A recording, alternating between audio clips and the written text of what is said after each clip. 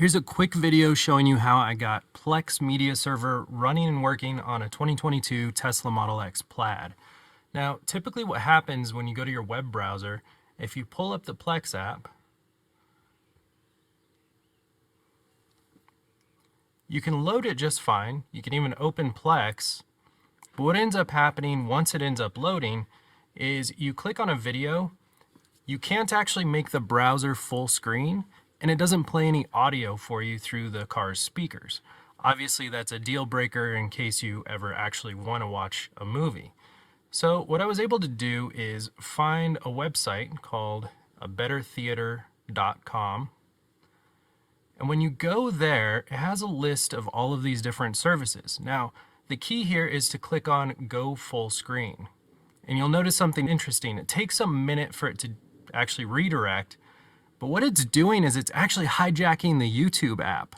So it loads the YouTube app full screen in your vehicle. You can see now it has the swipe to dismiss, just like it would if you loaded any native app in your Tesla.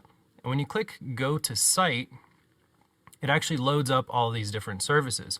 So now when I go to Plex, it's actually loading it through the car's YouTube app.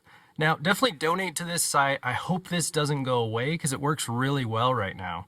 So as you can see, you can load up Plex, and it'll take just a minute. I'm on kind of a slow connection at the moment, but then you can watch any of your, movies or TV shows. I'll go ahead and pull up some TV shows. We'll go to Breaking Bad, and we'll just show you real quick that this actually works by playing an episode. Of course, it takes just a minute to buffer.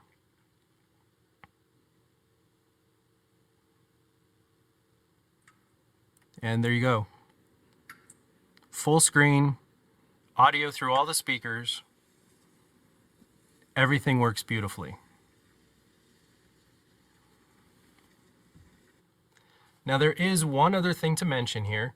Now when you first go to set this up, I'm going to click on Sign Out. It's going to take you to, initially when you go to a Better Theater, you go to full screen, you're going to come to the Plex sign-in page because you're not going to be logged in.